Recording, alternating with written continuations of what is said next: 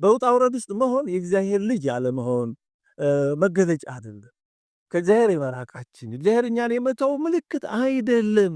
በአንጻሩ በድሎት በምቾት በቅንጦት መኖርም የእግዚአብሔር ወዳጅ የመሆን መገለጫ አይደለም። በውጭም በቅርብም በሩቅም በእኛም በሌላውም በሀገርም በወገን ለሚደርሱ ፈተናዎች እንዲሁ እግዚአብሔር ከኛ ጋር ቢኖር እንዴት እንዲህ ይሆናል? እግዚአብሔር ተለይቶን ነው እንደዚህ ተብሎ አይደመደም። አዎ በኃጢአታችንም ይሆናል፣ ከኃጢአት ከኛ አይለይም። ቅድም እግዚአብሔር በሚያውቀው ምክንያት ነው። እግዚአብሔር ተለይቶን ግን አይባልም። አሁን በኃጢአታችን ሊለየን ይችላል፣ ግን ጨርሶ ስለተወን ግን ላይሆን ይችላል። በዚህ ዓለም ከፈተና ቦታ ነፃ የሆነ ቦታ የለም። ኢየሩሳሌም ቅድስቲቱ ከተማ ናት። ጌታችን የተፈተነው በኢየሩሳሌም በቤተ መቅደሱ ነው የተፈተነው። በተመሳሳይ ፈተና ለእኔ የሚሰጠው መልስ ለእናንተ ሊለያይ ይችላል። አመራር የእያንዳንዳችንን ጠባይ፣ አቅም፣ የሚጠቅመንን የሚጎዳንን፣ ምንችለውን የማንችለውን ያውቃል እንጂ እኔ ክርስቲያን ነው ለምን እንዲሆናል ከሌላ ከራሳቸው የሚያሳሳቱ በጣም ያደገኛ ሃይማኖት አረዳድ ነው። ክርስትና ሃይማኖት እንደዚህ አይደለም። ትራንዛክሽን አይደለም። ሃይማኖት ጊዜ እንድቴክ አይደለም። የኔ ያልጾም ያለ የኔ ያልስጠይ ይህ ያለ በጣም አደፊኝ ያደላል። ስለዚህ ሰይጣን ጌታችንን የፈተነው እንዲህ ባለ መንገድ የሚያስቡ ሰዎች እንደሚፈተኑ ፈተናው የሰይጣን እንዲህ እንደሆነ እንድንረዳ ነው። የእግዚአብሔር ልጅ ከሆንክ ለምን ትራባለህ? ይኸው ድንጋይ አለ ዳቦ አድርግና ብላ የራስን መንገድ ሂድ። እግዚአብሔር አባቴ ነው የምትል አልደረሰልህም፣ በቃ የራስን መንገድ ሂድ። ሰይጣን የሚፈትነን እንዲህ ነው።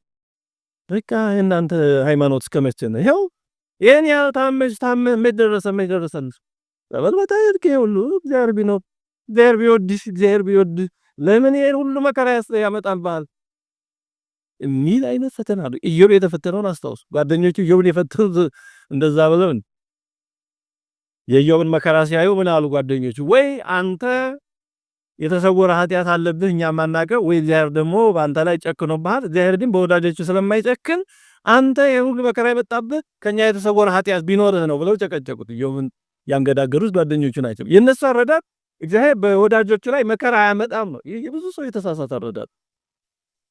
የተሳሳተ አረዳድ አንዳንዱ ሰው አሁን ያለ ጻይረ ሞት ቶሎ ሲሞት አቤት እግዚአብሔር ስራውን መሰከረለት ምናምን የሚሉ ሰዎች አሉ። ጥሩ ሊሆን ይችላል። አሁን ግን አናቅ በአንጻሩ ደግሞ በጣም ተሰቃይቶ በጣም ተጠቂቆ ሲሞት ደግሞ ምን ስራ ኖሮበት ነው ምን ኃጢአት ኖሮበት ነው የሚሉ ሰዎች አሉ። እንደዚህ የሚሉ ሰዎች ሰምታችሁ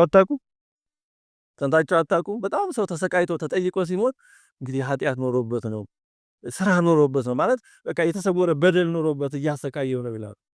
የተሳሳተ አረዳድ ላይሆንም ይችላል ሊሆን ይችላል። እግዚአብሔር ወዳጆቹንም ጠይቆ ይወስዳል አጥርቶ ማለት ነው። እያጠራቸው ሊሆን ይችላል አናውቅም። አባ በብኑዳ የሚባል አንድ ባህታዊ በዮርዳኖስ በረሃ ይኖር ነበር ይላል አላችሁ አይደለም? እና አባ በብኑዳ በዮርዳኖስ በረሃ ሲጋደል የሚኖር ነው። ሌትን ቀንም ሲሰግድ ሲጸልይ ነው የሚኖረው። የራሱ ጸጉር እስከ እግሩ የደረሰ ነው። ይሄ በራስታዎች በአርቲፊሻል እንደ ዘመኑ አስመሳይ ሳይሆን የምር በምድረ በዳ ስለሚኖር አባ ኪሮስ የሚባል ታላቅ አባት በኋላ ታላቅ አባት ይሆናል ሄዶ የአባ በብኑዳ ደቀ መዝሙር ሆኖ ሲኖር ከሰማይ በማታ ለአባ በብኑዳ ቅዱስ ሚካኤል መና በመሶብ ትኩስ መናና የሚጠጣ ይዞለት ይመጣል። አባ በብኑዳ ያን ነበር የሚመገበው።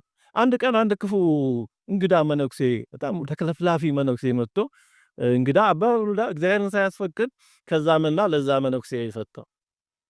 ይችዳ ሆነችበት እና ያ መነኩሴ ደግሞ ክፉ ነው ኖሮ ይህ አባ በብኑዳ የሚባል በበረሃ ነው የሚኖረው።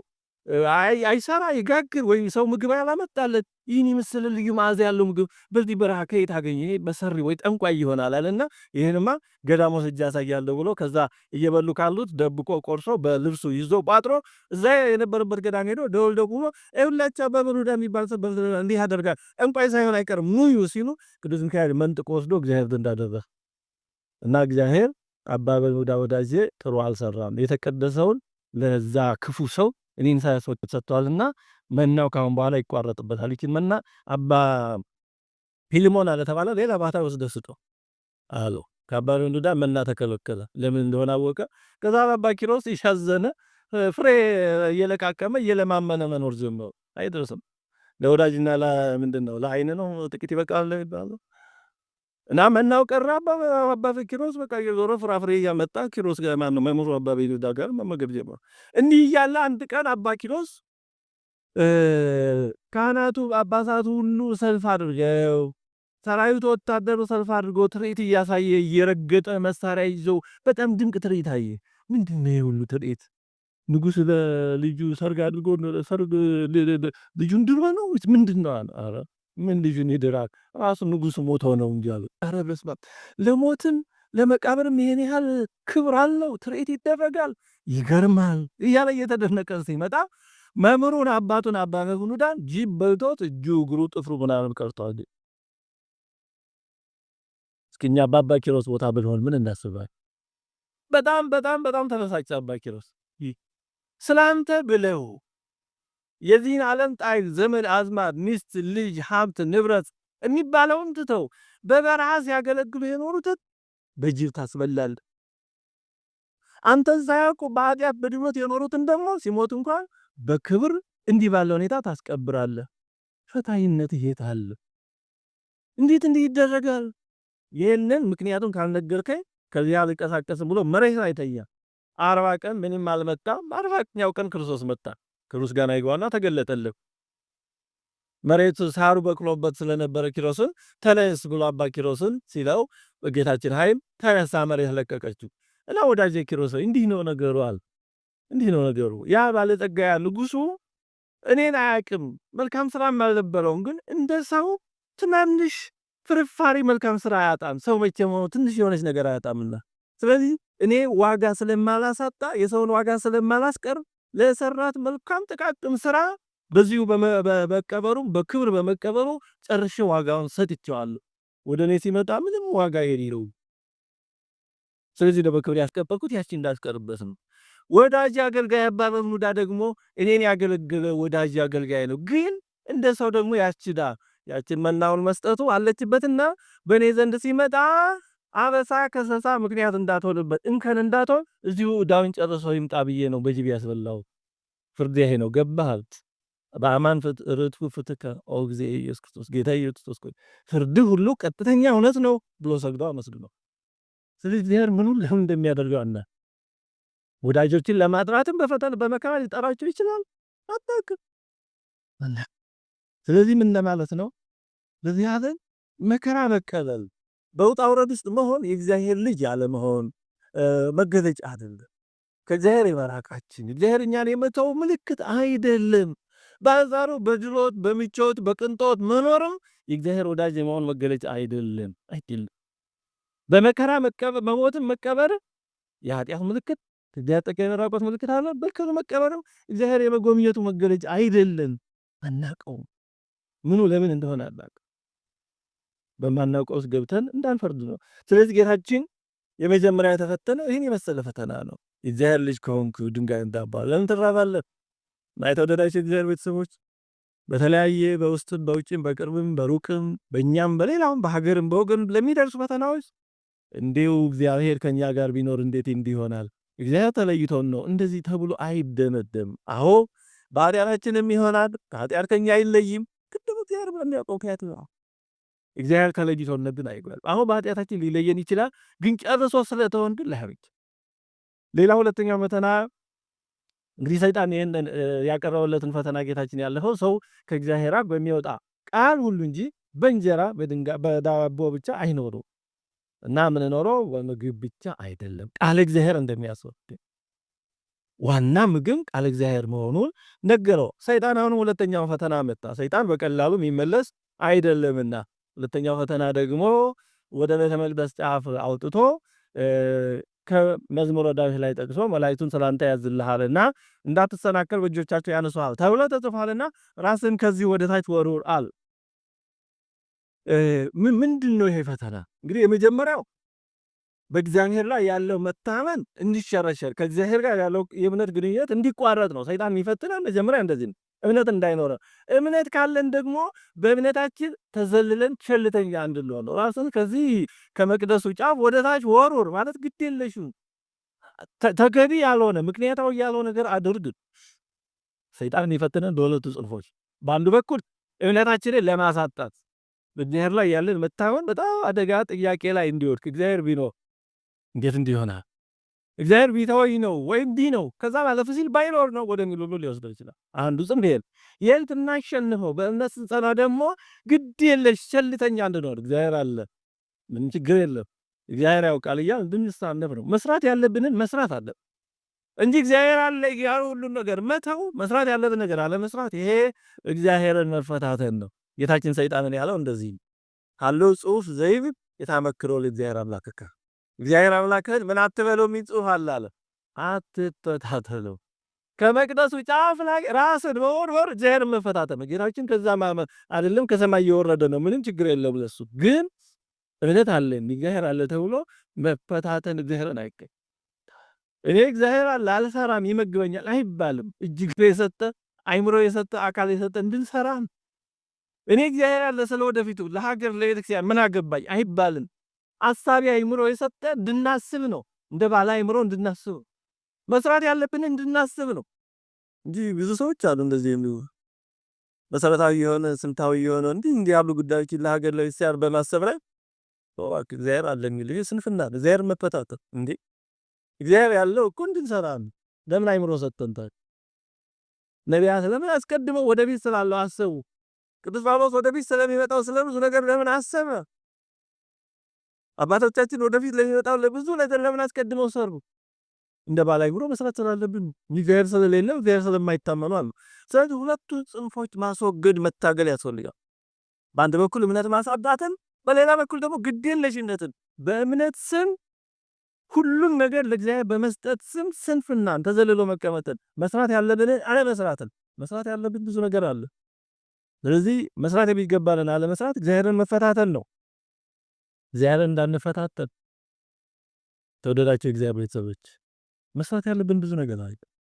እንደ ግል መስራት ያለብን ሳንሰራ የሚመጣብን ፈተና ሁሉ አይ እግዚአብሔር ባይፈቅድ ነው ወይ ደግሞ እግዚአብሔር እንዲህ ማለት የለብንም። ብዙ ሰው እንዲህ ነው የሚለው በእኛ ስንፍና የሚሆነውን ሁሉ ፈቃድ እግዚአብሔር ነው አይባልም።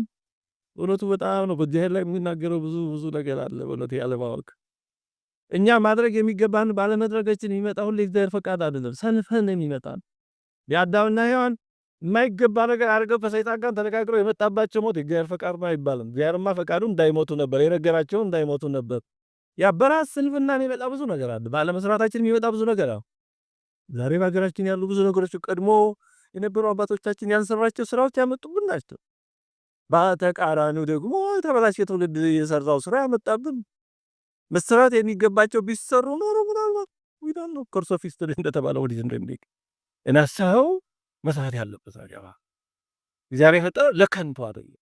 ሰው ታሪክ ይቀይራል፣ ወደ በጎም ወደ መጥፎም ታሪክ እጃችን ላይ ነው ያለው እና ያን ሳይሰሩ በቃ እግዚአብሔር እንደፈቀደ ያድርገው ማለት እግዚአብሔርን መፈታተን ነው። ስለዚህ ሰይጣን በእነዚህ በሁለቱ ነው የሚፈትነን። አላግባብ በእግዚአብሔር ላይ በመታመን ሰበብ ግድ የለሾች እንድንሆን ወይም ደግሞ እምነታችን በእግዚአብሔር ላይ ያለን እምነት እንዲሸረሸር ነው። እንግዲህ ጌታችንን ሰይጣን የፈተነው በገዳመ ቆሮንቶስ ነው። በኢየሩሳሌምን ፈትኖታል። ከፈተና ነፃ የሆነ ቦታ የለም። በዚህ ዓለም ቦታችንን እንግዲህ ጨረስን ነው። በዚህ ዓለም ከፈተና ቦታ ነፃ የሆነ ቦታ የለም። ኢየሩሳሌም ቅድስቲቱ ከተማ ናት። ጌታችን የተፈተነው በኢየሩሳሌም በቤተ መቅደሱ ነው የተፈተነው። ወይ ሁለተኛው ፈተና ቤተ መቅደሱ ላይ ነው የተፈተነው። ቤተክርስቲያን ውስጥ ፈተና አለ።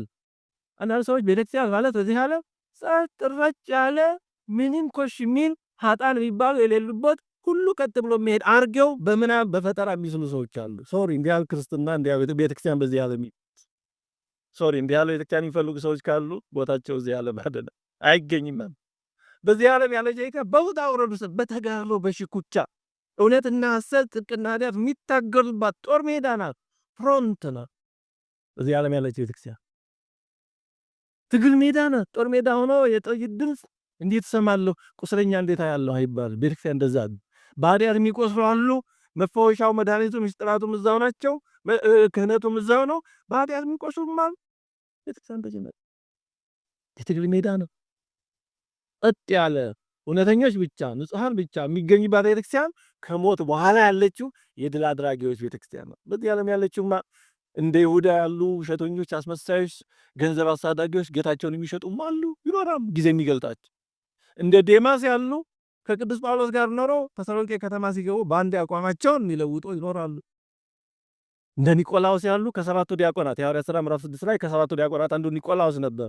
በመንፈስ ቅዱስ ምርጫ ከድቁና ከተሰጣቸው በኋላ አቋም ለውጦ ራዕየ ዮሐንስ ምዕራፍ 2 ላይ የምጠላውን የኒቆላውያንን ስራ ብሎ እግዚአብሔር የሚጸየፈውን ስራ የሚሰራ ዋና የዛ ሴክት መሪ ይሆናል ኒቆላዎስ። እንዲህ ከመሆን ጋር ይሰውረን ብሎ ስለዚህ በዚህ ዓለም ባለችው ቤተክርስቲያን ሁሉም ይኖራል። ደጉም ክፉ ወደዚያ ነው የሚመጣው። የኖህ መርከብን አስቡ። በኖህ መርከብ እንስሳትም አራዊትም ነበሩ። እባቡም መርዙም መርዘኛው እባቡም ነበረ፣ እርግብም ነበረች፣ የሚናደፉትም ነበሩ፣ የዋሃኑም ነበሩ። አንበሳውም ሌላውም ስጋ በሉም ነበረ፣ ደግሞ እንስሳቱም ነበሩ። የኖህ መርከብ ነች ቤተክርስቲያን። ሁሉም አለ ቤተክርስቲያን። ይህን መረዳት ያስፈልጋል። ቤተክርስቲያን ውስጥ እንዴት እንዲህ አይነት ሰው ይኖራል ይላል። ይኖራል፣ ወዳጅ አለ፣ ይኖራል። እንዳይኖር ማድረግ አንችልም። ባለቤቱ ያላደረገው የእኛ ድርሻ እንደዛ እንዳንሆን መጠንቀቅ ነው ወዳጅ።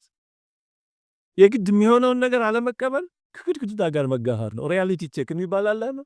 እውነታውን መረዳት ያስፈልጋል። እና ጌታችን በቤተ መቅደሱ ነው የተፈተነው። በቤተ መቅደሱ ፈታኝ አለ። ጌታችን በቤተ መቅደሱ ከተፈተነ እኛ ማንን በቤተ መቅደሱ ለምን ፈተና ይኖራል? ምን ይህ እኮ ክርስትናን ካለመረዳት ነው። ባለቤቱ የመቅደሱ ባለቤት ከተፈተነ እኛ ማን?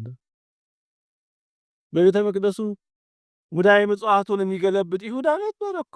ጌታችን ግን እያወቀ ታግሶታል። በጊዜ ስራው እስኪገልጠው ነው።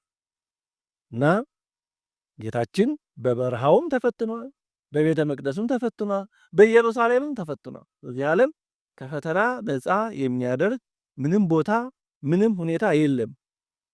ጌታችንን ሰይጣን የፈተነው በጥቅስ ነው። ዲያብሎስ ፈተናው በቃል እግዚአብሔር ሁሉ ይደገፋል። ተስማሚ የሚመስል ጥቅስ ጠቅሶ ያመጣል፣ ግን የጎደለ ነው። ዲያብሎስ የጠቀሰው ጥቅስ ጎደሎ ነው። እንደ ቤት ስራ አብስታችሁ መዝሙር 91 መዝሙር 90 ወይም በቅንፍ 91 ቁጥር 10 እና 11 ማቴዎስ ወንጌል ምዕራፍ 4 ከቁጥር 6 እስከ 28 ካለው ጋር አነጻጹ። ጌታችን ጠቅሷል፣ ግን የጎደለ ነገር አለ። ጊዜ ስለሄደ ነው ወደ ማነጻጸር የማልገባው እንጂ ማቴዎስ ወንጌል ምዕራፍ 4 ከቁጥር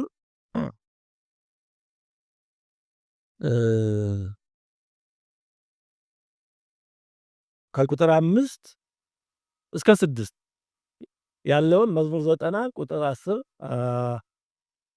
ትክክል ለመሆን ማቴዎስ ወንጌል ምዕራፍ 4 ቁጥር 5 እስከ 6 ያለውን መዝሙረ ዳዊት 90 ወይም በቅንፍ 91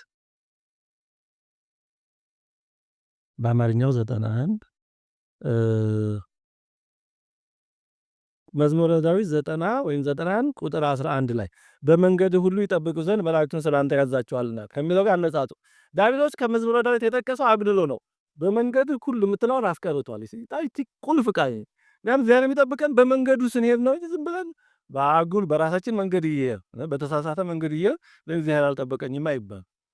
በመንገዱ በቃኑ እሱ ባሳየው መንገድ እኔ ነኝ ብሎ የለ በሱ ስንሄድ ይጠብቀን። ስለዚህ ዲያብሎስ ጠቅሷል፣ ግን አግድሎ ነው ቁልፍ ቃል እና ሁልጊዜ የዲያብሎስ ወገኖች የሆኑ ሰዎች ሲጠቅሱ ቃሉ ሊኖር ይችላል፣ ግን የሚያጎሉት ወይ የሚጨምሩት ነገር ይኖራል እና ዋናው በዚህ ጊዜ መፍትሄው ምንድን ነው? ወደ ቃሉ መሄድ፣ ወደ ምንጩ ሄዶ ምንድን ነው የሚለው ማየት። በዚህ ጊዜ የተጣመመ የተንሸዋረረ የተጨመረ የተቀነሰ ነገር ላገኛል።